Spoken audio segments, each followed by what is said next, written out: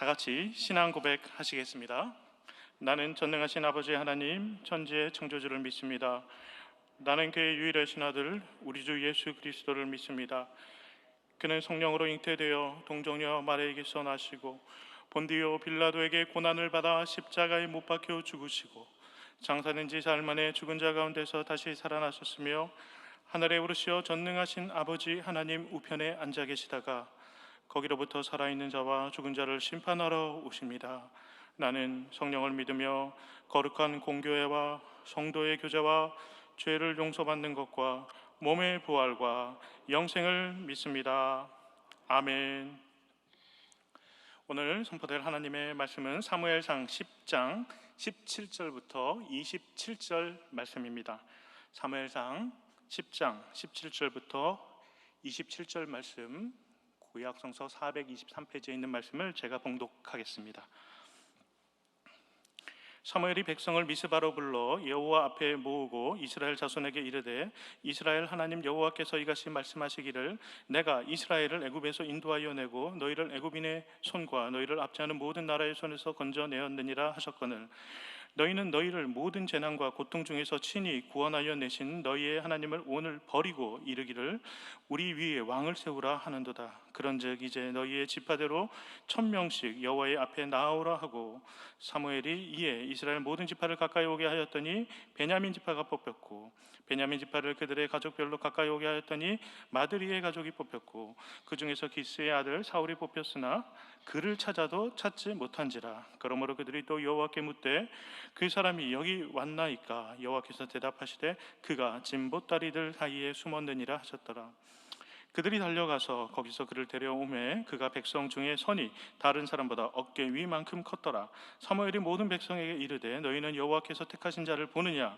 모든 백성 중에 짝할 리가 없느니라 하니 모든 백성이 왕의 만세를 외쳐 부르니라. 사무엘이 나라의 제도를 백성에게 말하고 책에 기록하여 여호와 앞에 두고 모든 백성을 자기 집으로 보내매 사울도 기브아 자기 집으로 갈 때에 마음이 하나님께 감동된 유력한 자들과 함께 갔느니라. 어떤 불량배는 이르되 이 사람이 어떻게 우리를 구원하겠느냐 하고 멸시하며 예물을 바치지 아니하였으나 그는 잠잠하였더라. 아멘. 우리 사랑하는 성도님들 앞뒤로 서로 사랑 인사 나누겠습니다. 주의 이름으로 축복합니다. 오늘 복된 주일 되십시오. 감사합니다. 한가위 명절을 보내고 처음 맞이하는 거룩한 주일입니다. 명절 때문인지 이번 주가 상당히 빨리 흐른 듯한 느낌이 듭니다. 여러분들 모두 가족들과 함께 한가위 명절 어떻게 보내셨는지요? 한가위는 음력 8월 보름달을 의미하죠. 한은 크다라는 말이고 가위는 가운데라는 의미인데 그래서 8월의 가운데 있는 달이 크게 부풀어 오른 날입니다. 우리 민족은 한가위 날 밤에 너른 마당에서 함께 모여서 큰 달을 보고 그 해의 소출에 감사하고 또 앞날의 소원을 함께 빌었습니다. 여러분들은 여러분들의 마음에 휘영청 찾아온 한가위의 큰 달을 어떻게 맞으셨는지 궁금합니다. 저는 이제 세종시에 아버지 댁에 머물렀는데 달을 보고 싶은데 비가 세종시에 너무 많이 와서 달을 이렇게 보지 못했습니다. 좀 아쉬움이 있었는데 이제 다음 날 수요예배 찬양 인도를 하는데 달처럼 밝게 빛나는 우리 성도님들의 얼굴을 보니까 저도 모르게 준비하지도 못한 멘트가 나왔습니다. 달을 보지 못해 아쉬웠는데 그 달빛이 어디 갔나 했더니 명절 마지막 날에 예배를 드리고 찬양하는 여러분들 얼굴 속에 있었네요. 사실 달은 여러분 스스로 빛나는 게 아니죠. 네, 해는 스스로 빛나지만 달은 해의 빛을 받아서 그 빛이 우리들에게 보이는 것입니다. 우리도 마찬가지입니다. 우리는 스스로 빛날 수 없는 존재들입니다. 지금 여러분들의 얼굴에도 빛을 창조하시고 빛의 근원이 되신 하나님의 빛이 비추어서 밝게 빛나고 있습니다. 그리고 또한 우리를 빛 가운데 인도하시는 하나님의 말씀의 빛이 오늘 이 말씀을 나누는 이 말씀을 통해서 여러분들 마음에도 여러분들의 영혼에도 환히 빛나기를 간절히 소망합니다. 오늘 본문에서도 이스라엘 백성들이 마치 한가위 달맞이를 하듯 함께 모여서 새로운 희망을 맞이하고 있습니다. 17절입니다. 사무엘이 백성을 미스바로 불러 여호와 앞에 모으고 사무엘이 이스라엘 백성을 미스바로 부릅니다. 예수님의 시대 때 이스라엘 백성들이 명절 때마다 예루살렘에 모였듯이 그렇게 온 이스라엘 백성들이 모였을 것입니다. 하지만 이 백성들을 이렇게 갑자기 모은다는 것은 쉬운 일이 아니었습니다. 하지만 백성들은 민족의 영적 지도자인 사무엘의 말에 순종하였습니다. 그리고 무언가 중요한 일이 기다리고 있음을 직감하고 하나 둘씩 거룩한 땅 미스바에 모입니다. 여러분, 미스바라는 이름 기억하십니까? 사무엘상 7장에서 블레셋을 빼앗겼던 언약궤를 다시 찾은 이스라엘이 블레셋을 크게 물리치고 에벤에셀의 단을 쌓은 곳이 바로 미스바였습니다. 에벤에셀은 어떤 뜻입니까? 하나님께서 여기까지 도우셨다라는 의미입니다. 주의 크신 도움받아 이때까지 왔으니. 오늘 우리가 부른 찬송가 28장 2절이 바로 이 에벤에셀을 노래하고 있습니다. 이스라엘은 이 에벤에셀의 도를 기억하면서 그리고 이 거룩한 땅, 승리의 땅 미스바에서 한결같이 달을 보듯이 새로운 희망에 부풀러 올랐습니다. 그러나 탁월한 영적 리더인 사무엘은 사람들의 그 감정을 고조시키거나 그에 편승하지 않고 결코 서두르지 않는 모습을 보입니다.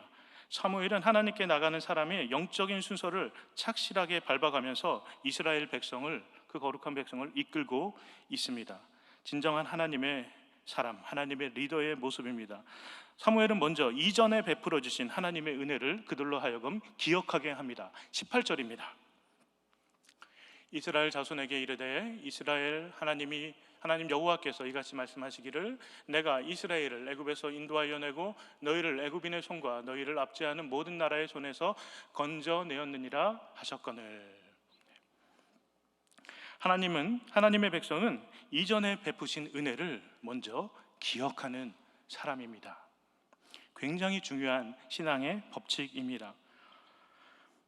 우리는 이번 주에 한가위 명절을 보냈습니다. 우리 민족의 명절을 보면은 음력 그리고 농사력과 굉장히 연관이 있는 명절들입니다. 그러나 이스라엘의 명절들을 보면은 유월절, 초막절, 수장절 등 그 백성들을 구원하사 지금까지 이르게 하신 하나님의 그 은혜, 하나님의 그 구원의 역사를 기억하는 날들이 바로 이스라엘의 명절들임을 우리는 알 수 있습니다. 이것이 바로 기독교 신앙의 중요한 특징입니다. 기독교 신앙은 여러분 어려운 것이 아닙니다. 하나님의 사랑, 하나님의 은혜, 그리고 신앙의 기초들, 예를 들면 창조신앙, 이신칭의, 십자가와 부활, 영생, 이렇게 단순한 신앙의 진리를 반복해서 계속하여서 해마다 때마다 기억하고 소환하는 게 바로 우리 기독교 신앙의 특징입니다. 우리 주님께서도 십자가에 달리기 전 마지막 만찬에서 뭐라고 말씀하셨습니까? 나를 기억하라.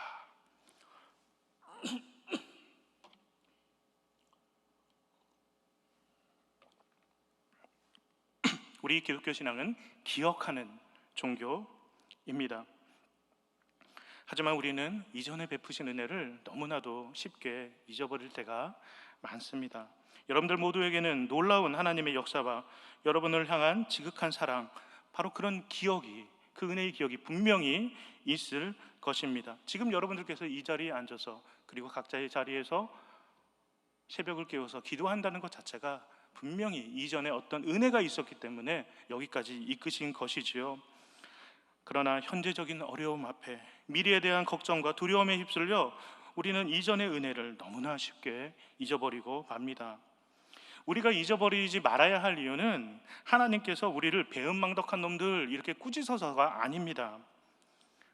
우리는 때로 하나님을 기브앤테이크가 분명한 분으로 오해를 하는데 하나님은 그런 분이 아니십니다. 그런 분은 우리의 마음이 만들어낸 하나님의 형상이기도 합니다. 하나님은 죄에 대해서는 분명하지만 사랑에 관해서는 하염없으신 분이십니다.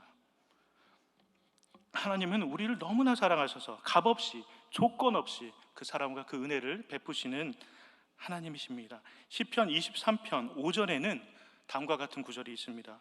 주께서 기름을 내 머리에 부으셨으니 내 잔이 넘치나이다. 제가 지난주 이 말씀을 묵상하다가 새로운 깨달음을 얻었습니다. 먼저 기름을 머리에 부으셨다는 것은 지난 시간에 사무엘이 사울의 머리에 기름을 붓듯이 하나님께서 여러분 한 사람 한 사람을 왕 같은 제상으로 너무나 존귀히 여기셔서 기름을 부으셨다는 의미입니다. 하나님 나라를 위한 주체로서 여러분들을 택해 주셨다는 것입니다. 그리고 이어지는 내 잔이 넘치나이다, 이 말씀을 묵상하다가 귀한 술을 담아야 할 잔이 왜 넘칠까, 이런 생각을 해보았습니다. 우리에게 잔을 부어주시는 하나님 보시기에 그 잔보다 잔을 들고 있는 여러분 한 사람 한 사람이 너무나 귀하고 보기에 심히 좋으셔서 그 얼굴 보고 따르다가 아마 그 잔이 넘치지 않았나, 이런 생각을 해보았습니다. 하나님은 여러분들이 생각하는 것보다 여러분을 더욱 사랑하십니다. 하나님은 우리에게 하염없이 부어주시는, 잔이 넘치도록 부어주시는 분이십니다. 다만 하나님은 우리가 이 육신의 삶에서가 아니라 영원의 삶에서 참된 복을 누리기를 원하기 때문에 때로는 우리가 그 하나님의 깊은 뜻을 이해하지 못할 뿐인 것입니다. 우리가 하나님 앞에 나갈 때마다 그래서 하나님의 은혜를, 이전에 베풀어 주셨던 그 은혜들을 우리는 꼭 기억해야 하는 것입니다. 그 이유는 우리가 과거의 은혜의 그 경험을, 은혜에 대한 기억을 통해서 우리가 현재를 담대히 맞이하고 미래를 희망으로 맞이할 수 있기 때문입니다. 그렇기 때문에 우리가 하나님의 설 때 이전에 베푸신 은혜를 기억하고 다시 한번 그때의 심정으로 감사하는 자세를 회복하는 것이 우리 신앙생활에서 굉장히 중요한 부분입니다. 우리가 방금 부른 찬송가 429장 세상 모든 풍파 너를 흔들 때 받은 복을 세어보아라, 이렇게 찬송하지 않았습니까? 이 찬송은 여러분 감사절에나 감사 제목 써가면서 부르는 노래가 아닌 것입니다. 어느 날 제가 신학교 다닐 때 장난기 어린 제 신학교 동기 전도사님이 어느 날 갑자기 돈이 좀 생겼다면서 저 앞에서 돈을 이렇게 세면서 받은 복을 세어보아라, 이런 노래를 부른 기억이 납니다. 그러나 이 찬송가는 그런 찬송가가 아니죠. 하나님 앞에 설 때마다 불러야 하는 찬송가입니다. 그 찬송가의 원문 가사가 이렇습니다. 영어 가사를 제가 봤더니 당신의 삶에 풍파가 몰아칠 때, 또한 모든 것을 잃어버린 듯 낙심할 때 여러분들이 받은 이전의 은혜와 축복을 생각해 보세요. 그 축복 하나하나에 이름을 붙여 보세요. 그러면 그 일을 행하신 하나님이 지금 보일 것이고 이제 당신의 삶의 여정이 끝날 때까지 도움과 위로가 되어주실 것입니다. 이런 의미 깊은 찬송인 것입니다. 우리는 우리의 현재와 미래를 위해 기도하고 영적으로 몸부림쳐야 하지만 한편으로는 이미 우리에게 주신 은혜와 복을 세어보고 그 일들, 그 은혜들, 그 순간순간들을 기억해서 이름을 붙이는 것. 이름을 붙이는 것은 무엇입니까? 그 존재를 더 쉽고 가까이 두기 위한 행위 아니겠습니까? 그래서 과거의 은혜에 이름을 붙여서 계속 쉽게 때마다 소환해야 하는 것입니다. 여러분, 아무리 친했던 친구도요, 계속해서 이름을 부르지 않고 1년에 한 번이라도 연락을 안 하면 이상하게 관계가 끊기고 말지요. 나중에 또 연락하기도 좀 껄끄러워지는 관계가 됩니다. 그래서 우리는 계속 이름을 부르고 기억해야 하는 것입니다. 하나님의 은혜와 축복도 마찬가지입니다. 이전에 주신 은혜, 복 항상 기억하고 계속 다시 불러주지 않으면 앞으로 그 관계도 끊기게 될 수 있다는 것입니다. 그 감사의 습관이 또 다른 은혜와 더 큰 축복으로 이어짐을 여러분 꼭 기억하시기 바랍니다. 그 영적인 비밀을 누리시는 저와 여러분 되시기를 간절히 축복합니다. 이전의 은혜와 축복에 대한 감사 다음에는 회개의 단계가 꼭 필요합니다. 사무엘은 또한 이 좋은 날에 이 회개의 단계 또한 피하지 않습니다. 어쩌면 불편했을 것입니다. 왕이 선출되는 날입니다. 얼마나 좋은 날입니까? 그래서 좋은 게 좋은 거지 왜 자꾸 예전 잘못 들춰내, 이럴 수도 있을 것입니다. 살짝 넘어갈 수도 있었을 것이지만 사무엘은 이스라엘의 잘못을 분명하게 다시금 지적합니다. 리더로서 백성들의 잘못을 지적하는 것은 여러분 생각보다 쉬운 일이 아닙니다. 인기를 얻고 싶고 그냥 분위기를 좋게 이끌어가고 싶기 때문입니다. 그러나 사무엘은 하나님 중심의 사람이었습니다. 참된 리더는 회개하는 사람입니다. 그리고 잘못을 들추어내는 게 아니라 회개케 하는 사람입니다. 그리고 회개에 합당한 열매를 맺을 때까지 돌보고 지도하고 위로하고 또 인도하는 사람이 참된 리더입니다. 왜냐하면 진정한 회개의 정결한 마음을 통해서 그 하나님과의 올바른 관계를 통해서 진정한 생명의 역사가 일어나기 때문입니다. 하나님을 만나러 나갈 때 감사와 회개 여러분 꼭 기억하시기 바랍니다. 사무엘은 그 자리에서 다시 한번 하나님을 왕의 자리에서 끌어내려 했던 이스라엘 사람들을 준엄하게 꾸짖습니다. 그 이전에 베풀어 주신 은혜의 축복뿐만 아니라 그들의 잘못을 다시금 기억하게 합니다. 19절을 보시겠습니다. 너희는 너희를 모든 재난과 고통 중에서 친히 구원해내신 너희 하나님을 오늘 버리고 이르기를 우리 위에 왕을 세우라 하는도다. 이 뜨거웠던 분위기, 이 기대와 희망에 부풀렀던 이 분위기에 찬물을 끼얹는 듯한 말이지만 사무엘은 이 말을 거침없이 합니다. 하나님께서는 첫 왕을 이제 세우려고 하시는데 우리는 분명히 알아야 합니다. 다른 이방 나라처럼 왕을 세우는 것이 하나님을 버리는 것에 다름 아니라는 사실 우리는 알아야 합니다. 사랑이 많으시고 자비로우신 하나님은 이스라엘 백성의 그 마음을 다 아셨습니다. 하지만 지혜롭고 자애로우신 아버지처럼 모른 채 해주고 그들의 뜻을 들어주신 것 뿐입니다. 우리는 이 부분에서 두 가지를 기억할 필요가 있습니다. 첫 번째, 하나님은 우리의 잘못을 때로 모른 채 해주시는 분이시라는 것이고, 두 번째, 인간으로서의 왕은 우리의 궁극적인 희망이 될 수 없다는 사실입니다. 먼저 우리 하나님이 우리를 너무나 사랑하셔서 우리의 속마음을 다 알고 계시지만 때로는 모른 채 해주시고 져주시는 하나님을 우리는 알아야 합니다. 하나님은 억지로 우리를 끌고 가시는 분이 아니시기 때문입니다. 우리에게 자유의지를 주셔서 우리가 시행착오를 하더라도 스스로의 의지와 깨달음과 결단으로 하나님의 뜻을 펼쳐내기를 하나님은 원하시고 기다려주시는 분이십니다. 참아주시고 기다려주셔서 우리로 하여금 진정한 변화를 능동적으로 이끌도록 해주시는 분이십니다. 하나님은 죄를 미워하시지만 죄를 미워하시는 정도보다 우리를 사랑하시는 정도가 더 크신 분입니다. 그래서 참아주시고 용서해 주시고 져주시고, 그리고 죄값은 누군가 져야 되지 않습니까? 그래서 우리의 죄값을 우리 대신 져주시는 하나님이십니다. 우리 하나님은 우리의 잘한 것에는 후히 주시는 분이십니다. 그리고 우리의 잘못에 있어서는 우리가 회개할 때 그리스도의 십자가로 우리의 죄를 녹여주시는 분이 우리 하나님이십니다. 그러므로 우리는 우리 삶 가운데 일어나는 여러 가지 일들에 일희일비할 필요가 없습니다. 축복을 받았다고 다른 사람과 비교해서 은근히 속으로 교만할 필요도 없습니다. 또한 힘든 일을 겪었다고 해서 하나님의 진노로 섣불리 단정짓지 말아야 합니다. 하나님이 늘 함께 하심을 믿으면서 감사하는 마음, 그리고 두 번째, 늘 회개하는 마음, 이 마음 가지고 하나님과 나의 삶 앞에 서며 어떤 일을 마주하건 간에 내게 일어난 모든 일들을 잠잠히 품어내는 이런 영적인 자세가 우리에게 필요합니다.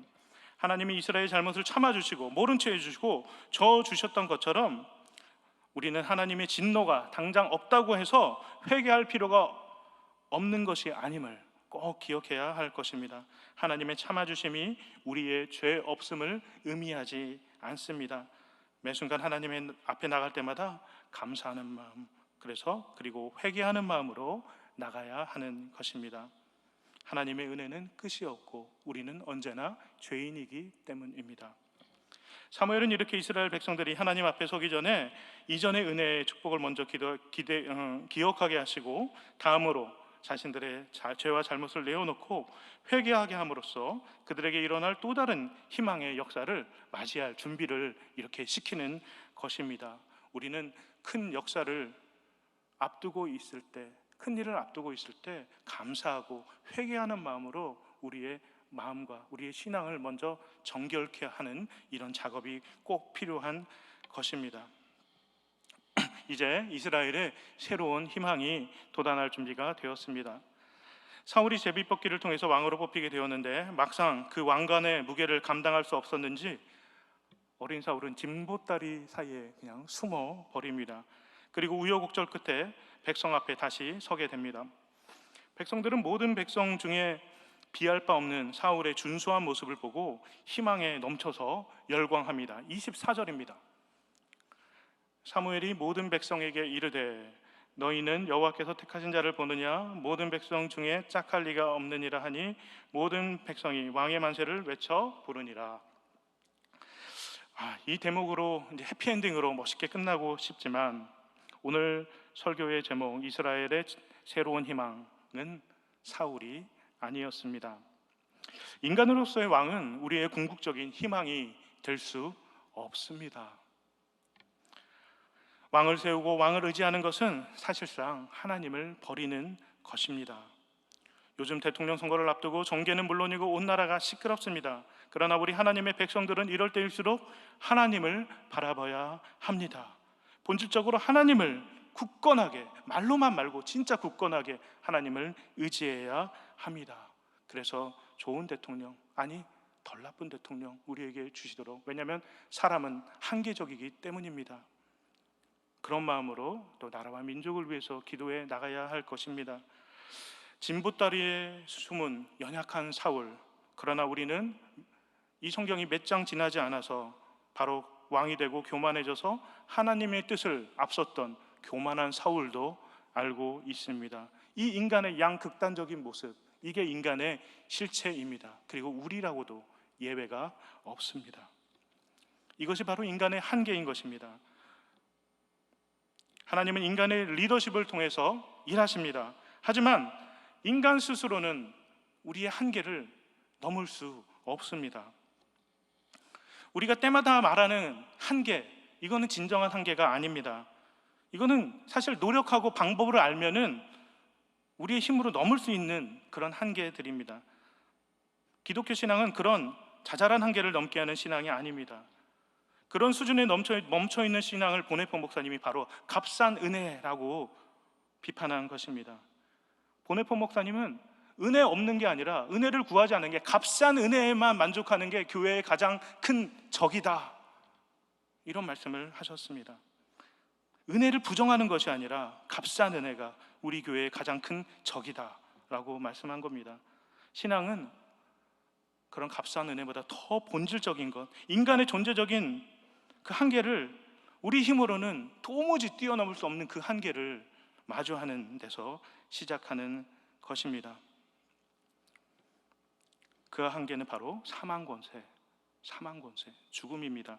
죽음은 먼 훗날 우리가 그냥 언젠가 맞이해야 할 사건이 아니라 지금도 우리를 옥죄고 있는 사망 권세입니다. 그 죽음 때문에 욕심, 두려움, 미움, 이기심, 이런 모든 문제들이 이 죽음 때문에 파생된 것입니다. 그리고 진정한 값비싼 은혜가 있다면 그것은 바로 죽음으로부터 부활과 영생과 그 사랑의 십자가로 우리를 죽음과 욕심과 두려움의 한계를 넘게 하신 바로 그 은혜가 우리에게 가장 고귀한 은혜입니다. 여러분, 늪에 빠진 사람은 혼자의 힘으로 나올 수 없습니다. 그 늪 밖에 단단한 땅을 딛고 있는 누군가가 손을 내밀어야지 나올 수 있는 것입니다. 밖에서 오는 도움을 붙들어야 하는 것입니다. 인간은 우리의 희망이 될 수 없습니다. 사랑하는 성도 여러분, 진정 값비싼 은혜를 붙드시고 사시는 여러분 되시기를 축복합니다. 그것은 우리 주 예수 그리스도를 통하여 십자가와 부활의 은혜가 우리의 한계를 통해 넘어서 우리에게 주어졌다는 그 분명한 사실입니다. 그 값비싼 은혜를 품고 그 값어치를 진정 알고 살다 보면 값싼 은혜는 있어도 감사, 없어도 감사가 되는 것입니다. 그 값비싼 은혜를 충만히 누리시는 여러분들 되시기를 축복합니다. 우리의 진정한 희망은 사람이 아니라, 사람의 방법이 아니라, 사람의 도움이 아니라 십자가와 부활의 예수 그리스도이십니다. 오늘 설교를 달에 관한 이야기로 시작했으니 달을 노래한 또 이야기로 마무리하고자 합니다. 제가 시편에서 가장 사랑하는 구절은 시편 27편 72편 7절 말씀입니다. 저는 가끔 시편을 공동 번역 성경으로 읽는데 그러면 그 시편 구절이 우리말로 돼서 제 마음에 얼마나 잘 와닿는지 모릅니다. 정의가 꽃피는 그의 날에 저 달이 다 닳도록 평화가 넘치리. 이런 구절이 있습니다. 그 은혜가 여러분들 가운데 충만하게 임하기를, 한가위 달처럼 임하기를 바랍니다. 송강정철 선생님은 강원도 바닷가에서 달빛을 바라보고 관동별곡이라는 시를 지었는데 그 마지막 구절이 이렇습니다. 밝은 달이 온 세상에 아니 비추이는 곳 없네. 하나님의 빛이 우리의 진정한 희망입니다. 인간의 영적인 눈이 닫혀 있고 그 빛을 거부하기 때문에, 그 빛을 향하여 몸을 돌렸기 때문에, 하나님을 향한 마음의 문을 닫았기 때문에 그 빛을 모르는 것이지, 하나님의 은혜의 빛은 온 세상에 아니 비추인 곳 없습니다. 민족의 명절 한가위를 보내고 처음 맞이하는 이 거룩한 주일 아침, 우리의 진정한 희망이신 하나님의 은혜와 예수 그리스도의 십자가 사랑이 저 달이 다 닳도록 여러분과 함께 하시기를 간절히 축복합니다.